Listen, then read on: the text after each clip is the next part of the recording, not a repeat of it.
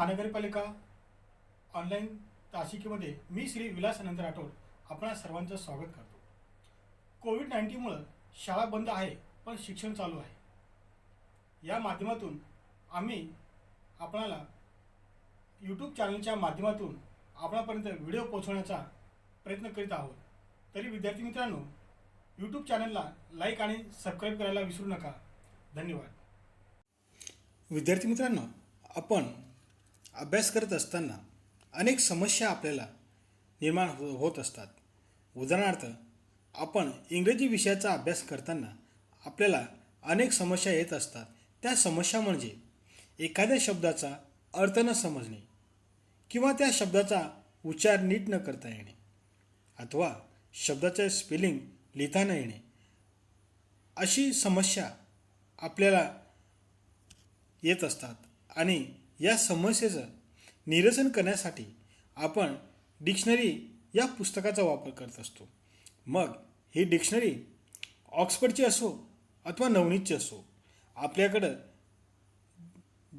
जी dictionary उपलब्ध असेल त्या डिक्शनरीमध्ये आपण त्या शब्दांचा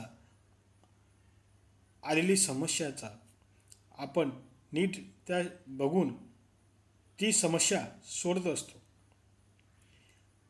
अशाच प्रकारे आपण मराठी या विषयाचा अभ्यास करत असताना आपल्याला एखाद्या शब्दाचा अर्थ न समजणे, एखाद्या शब्दाचा समानार्थी शब्द न समजणे, एखाद्या शब्दाचा विरुद्धार्थी शब्द न समजणे, अशी समस्या निर्माण झाल्यानंतर आपण ज्या पुस्तकाचा वापर करतो त्या पुस्तकाला विश्वकोश असे म्हणतात. तर आज आपण आपल्या विभाग 3 मधील दुसरं जे स्थूलवाचन आहे, शेवटचं स्थूलवाचन जे आहे ते स्थूलवाचन म्हणजेच विश्वकोश. या विश्वकोश या स्थूलवाचनाचा अभ्यास आपण आज करणार आहोत. विद्यार्थी मित्रांनो, विश्वकोश या विश्वकोश असे म्हणतात. मराठी विषयाचे हे विश्वकोश आहे आणि या विश्वकोशाची 18वी आवृत्ती प्रसिद्ध झालेली आहे.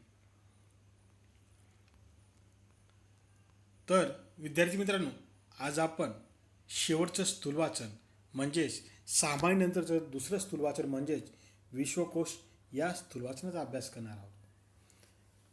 विश्वकोशाची ओळख करून देणारा हा पाठ आहे. आपल्या ज्ञानविषयक गरजा आणि व्यावहारिक सोयी यांच्या दृष्टीने सर्व विषय संग्राहक मराठी विश्वकोश अधिक उपयुक्त आहे. विद्यार्थी मित्रांनो, हा जो स्थूलवाचन आहे या स्थूलवाचनामध्ये आपल्याला विश्वकोशाची ओळख होणार आहेत. आपल्याला ज्या आपल्या ज्ञानविषयक गरजा आहेत किंवा व्यावहारिक सोयी यांच्या दृष्टीने सर्व विषयांचा संग्रह ज्या पुस्तकात केला जातो त्या पुस्तकाला विश्वकोश असे म्हणतात आणि ते पुस्तक खूप आपल्या ज्ञानविषयक गरजा भागवण्यासाठी खूप उपयुक्त असतात. कोणत्याही शब्दाचे वेगवेगळे संदर्भ विश्वकोशातून मिळू शकतात आणि कोणताही शब्द असो त्या शब्दाचा वेगवेगळा अर्थ, वेगवेगळे संदर्भ आपल्याला या विश्वकोशातून मिळू शकतो. हे संदर्भ पाहणे, या संदर्भाचा अभ्यास करणे या भाषा समृद्धीच्या दृष्टीने अत्यंत आनंददायी प्रक्रिया आहे. जेव्हा आपल्याला काही शब्दांचा अर्थ समजणार नाही तेव्हा आपण या विश्वकोशातून त्याचा संदर्भ, त्याचा अर्थ आपण पाहणार आहोत आणि या संदर्भाचा जेव्हा आपण अभ्यास करू तेव्हा भाषा समृद्धीच्या दृष्टीने आपल्याला अत्यंत आनंददायी प्रक्रिया होणार आहे. कारण त्या शब्दांची परिपूर्ण अशी माहिती आपल्याला विश्वकोशातून मिळणार असते. हा आनंद मिळावा, विश्वकोश पाहण्याची गरज कळावी व विश्वकोश अभ्यासनासाठी सवय लावावी या हेतूने स्थूलवाचन विभागात समावेश असलेला हा पाठ महत्त्वपूर्ण आहे. आणि आपण जेव्हा एखाद्या शब्दांचा आपल्याला अर्थ कळत नाही आणि अर्थ न कळल्यामुळं आपण विश्वकोशातून त्या शब्दाचा अर्थ आपण बघत असतो आणि जेव्हा अर्थ बघतो त्या अर्थ आपल्याला कळतं तेव्हा खरोखर एक ती आनंद देणारी प्रक्रिया असते. आणि हा आनंद मिळावा, विश्वकोश पाहण्याची गरज का निर्माण होते हे आपल्याला कळतं आणि विश्वकोश अभ्यासाची सवय लागावी या हेतूने हे स्थूल वाचन आपल्याला या पाठामध्ये समावेश करलेला है. विद्यार्थी मित्रों, ये स्थूल वाचन में ये हमारा 6 के बाद में अंत वाला स्थूल वाचन है. पहले वेनिशियन स्थूल वाचन हमने पिछले ताशिका में पढ़ा और अभी हम लोग विश्वकोश ये स्थूल वाचन पढ़ रहे हैं. इस विश्वकोश में हमें सही में अगर देखा जाए तो इस पाठ में विश्वकोश, इस किताब की जानकारी हमें इस पाठ से मिलने वाली है. हमारे ज्ञान विषय जो जरूरतें हैं और व्यवहार की सुविधा के लिए इस दृष्टि से सभी विषयों का जिस किताब में संग्रह होता है, सभी विषयों की जानकारी जिस किताब में हमें मिलती है उसको मराठी विश्वकोश कहते हैं. और ये किताब बहुत ही उपयुक्त है. कौन से शब्द का अर्थ, उसका संदर्भ हमें विश्वकोश में मिलता है और जब वो उसका संदर्भ हमें मिलता है, उस संदर्भ का हम लोग जब पढ़ाई करते हैं तब हमें भाषा परिपूर्ण की दृष्टि से बहुत ही खुशी मिलती है. और यह खुशी मिलनी चाहिए. विश्वकोश देखने की जरूरत क्यों है? विश्वकोश अभ्यास करने की आदतें लगनी चाहिए. ये हेतु, ये पर्पज सामने रख के इस स्थूलवाचन का इस विभाग में, इस पाठ में समावेश किया गया है. तर आता आपण प्रत्यक्ष स्थूलवाचन बघूया. तुमच्या शाळेत अथवा तुमच्या गावातील सार्वजनिक ग्रंथालयात तुम्ही गेलात तर अनेक जाड मोठी पुस्तके असलेली काचेचे कपाट तुमचं लक्ष वेधून घेईल. जेव्हा आपण आपल्या शाळेच्या किंवा गावातील एखाद्या सार्वजनिक ग्रंथालयात जातो आणि तिथे गेल्यानंतर आपल्याला अनेक जाड मोठी पुस्तके त्या काचेच्या कपाटामध्ये असलेले आपल्याला दिसतात आणि ते पुस्तक आपलं लक्ष वेधून घेतात. मराठीच्या विविध साहित्य संपदेबाबत मराठी विश्वकोश, मराठी व्युत्पत्तिकोश, मराठी चरित्रकोश अशी मराठी शब्दकोश असलेली ग्रंथसंपदा हा प्रत्येक वाचनालयाचा मानबिंदू. या पाठात आपण मराठी विश्वकोशाचा परिचय करून घेऊया. आणि मराठी ही साहित्याच्या बाबतीत, साहित्य संपदेच्या बाबतीत खूप परिपूर्ण आहे. कारण मराठी विश्वकोश, मराठी व्युत्पत्तिकोश, मराठी चरित्रकोश अशी मराठी शब्दकोश असलेली ग्रंथसंपदा हा प्रत्येक वाचनालयामध्ये एक खूप मोठा महत्त्वाचं स्थान या पुस्तकाला वाचनालयात मिळालेलं आहे. आणि या पाठामध्ये आपण मराठी विश्वकोशाचा परिचय करून घेणार आहोत. विद्यार्थी मित्रों, जब हम हमारे स्कूल में जाते हैं या गांव में जाते हैं, वहाँ सार्वजनिक ग्रंथ वाचनालय जब हम लोग देखते हैं तो उस वाचनालय में हमें बहुत बड़ी बड़ी किताबें उस अलमारी के अंदर दिखती है और वो किताबें हमारा ध्यान अपने तरफ खींच लेती है. मराठी ये साहित्य जो संपदा है, ये मराठी की बहुत बड़ी साहित्य संपदा है जिसमें मराठी विश्वकोश, मराठी व्युत्पत्तिकोश, मराठी चरित्रकोश ऐसे मराठी शब्दकोश ग्रंथ संपदा, यह हर वाचनालय का एक बहुत ही बड़ा केंद्र बिंदु बना है. और इस पाठ में हमें विश्वकोश का परिचय करणं आहे. मानवविद्या, विज्ञान व तंत्रज्ञान यातील सर्व विषयांचे अद्ययावत ज्ञान एका व्यापक योजनेखाली संकलित करणारा असा हा मराठी विश्वकोश कोणताही एक महत्त्वाचा विषय अन्य अनेक विषयाशी संलग्न असतो. विद्यार्थी मित्रांनो, मानवविद्या, विज्ञान व तंत्रज्ञान या विषयातील जे काही विषय आहेत हे अद्ययावत एका खूप मोठ्या योजनेखाली एकत्र करणारा असा हा मराठी विश्वकोश आहे. कोणताही एक महत्त्वाचा विषय घेतला तर त्याचे अनेक उपविषय त्याच्याशी संबंधित असतात.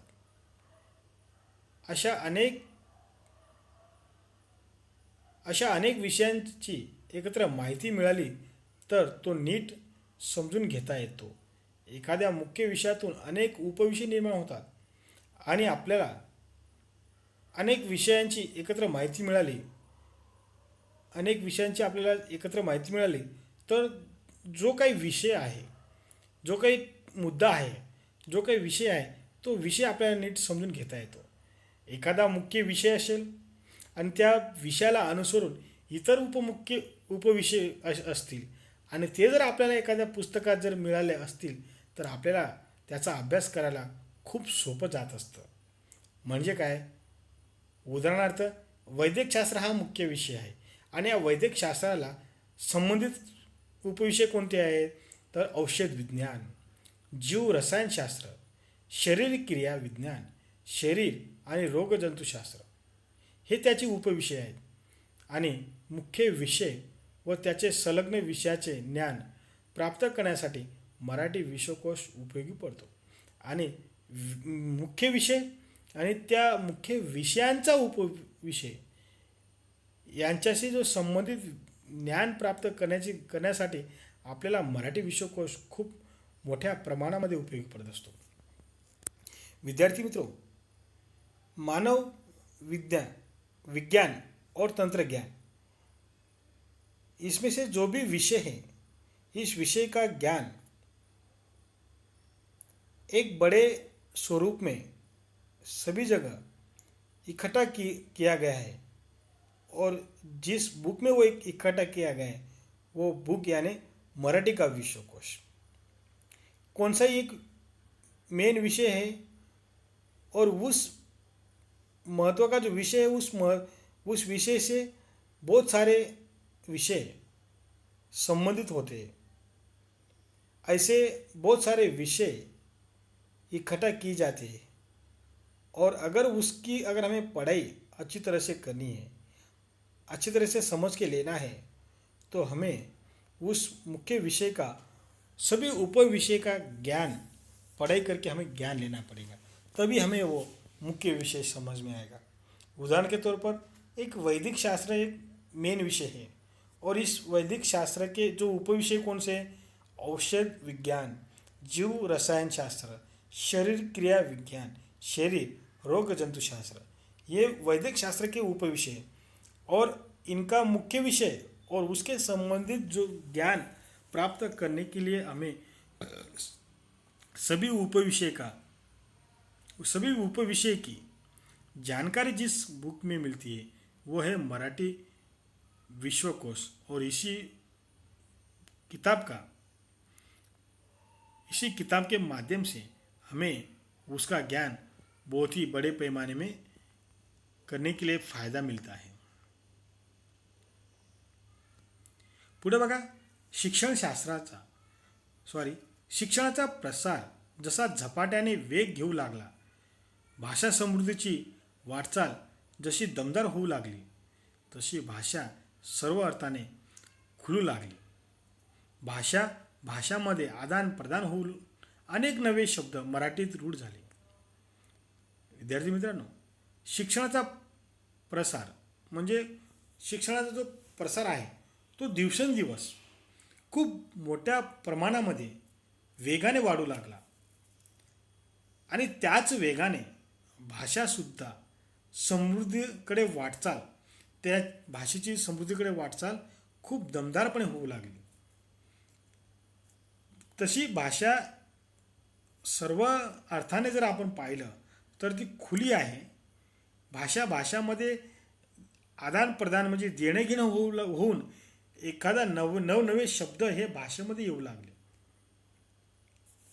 वाढत्या औद्योगिकीकरणामुळे समाजाच्या वैज्ञानिक व तांत्रिक गरजा वाढू लागल्या आणि दिवसेंदिवस वाढतं जे औद्योगिकीकरण आहे त्यामुळं समाजाच्या वैज्ञानिक व तांत्रिक ज्या गरजा आहेत त्या गरजासुद्धा दिवसेंदिवस वाढू लागल्या. अनेक नवे शब्द अस्तित्वात आले. नवनवीन शब्द या देवाणघेवाणीमुळं औद्योगिकीकरणामुळं अनेक नवनवे शब्द अस्तित्वात मराठीमध्ये येऊ लागले. शब्दांना नवीन आयाम प्राप्त झालेला आहे. त्याचबरोबर सर्व विषय संग्रह विश्वकोशाची गरज निर्माण झाली आणि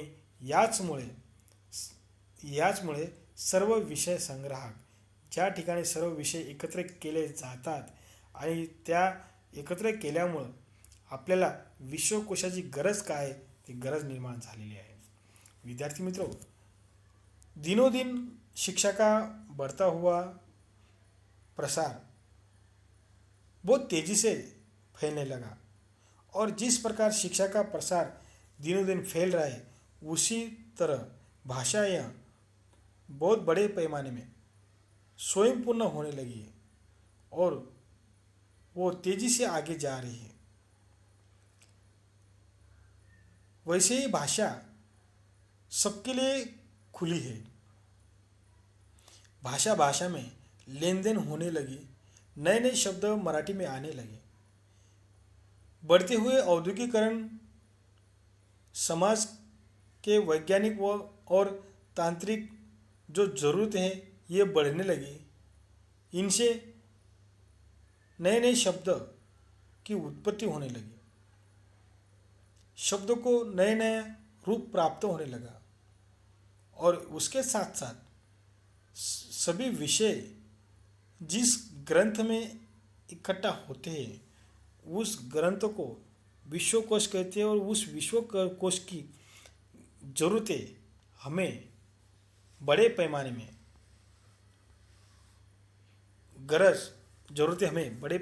उसकी ज़रूरतें लगने लगी है. उच्च शिक्षणाचे माध्यम म्हणून मराठीचा होत असलेला अधिकाधिक स्वीकार, शिक्षण संस्थांकडून उत्तरोत्तर कमी होत गेलेली इंग्रजी भाषेचा वापर, मराठीमध्ये निर्माण झालेली संदर्भाची तीव्र आणि शासन व्यवहाराची भाषा म्हणून राज्य पातळीवर मराठीला मिळालेली मान्यता या पार्श्वभूमीवर भाषेतील सर्व विषय संग्रह विश्वकोशाची गरज अधोरेखित झालेली आहे. बघा, ज्या प्रमाणामध्ये भाषेचा प्रचार आणि प्रसार वाढू लागला त्याचप्रमाणे भाषा समृद्धीकडे वाटचाल होऊ लागली आणि त्यामुळे नवनवीन शब्द मराठीमध्ये आले आणि नवीन शब्द मराठीमध्ये आल्या कारणाने उच्च शिक्षणाचं माध्यमसुद्धा मराठीमध्ये होत गेलं आणि त्याचा स्वीकार जास्त प्रमाणामध्ये होऊ लागला. शिक्षण संस्थांकडून दिवसेंदिवस इंग्रजीचा वापर कमी होऊ लागला.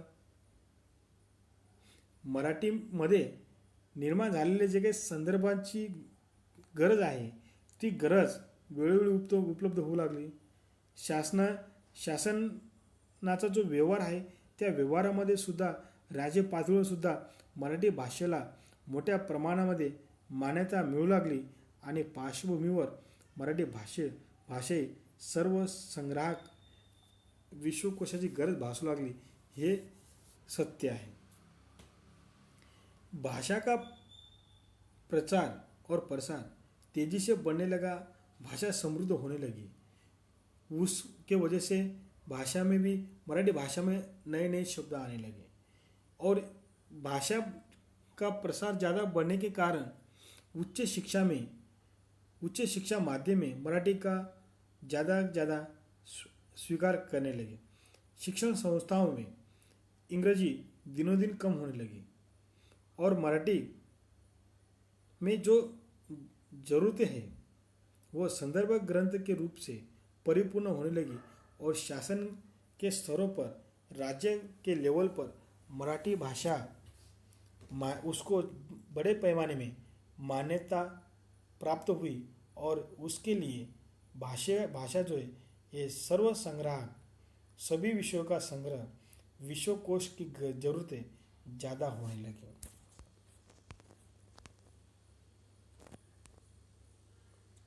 मराठी विश्वकोशाचा परिचय करून घेताना ज्ञानकोशकार डॉक्टर श्रीधर व्यंकटेश केतकर यांचे कृतज्ञतापूर्वक स्मरण करणे फार गरजेचं आहे।